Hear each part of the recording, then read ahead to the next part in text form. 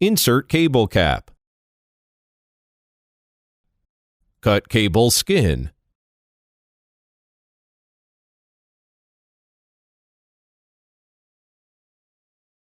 Separate the wires and make them straight.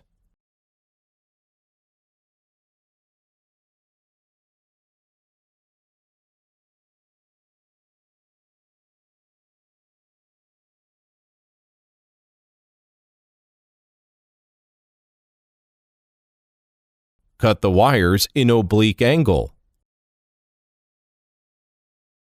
Put the wires into the load bar in turn. Double-check your wires are in order.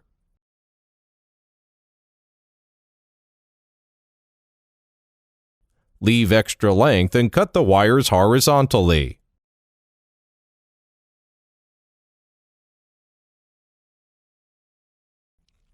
Wires must be pushed to the end of the plug. Assemble plug. Now, an assemble plug is finished. Open the packaging. Put the plug into the crimping tool.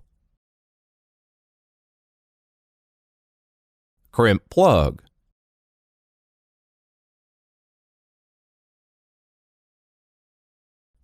Insert the cable cap into the plug. Use cable tester to ensure completion.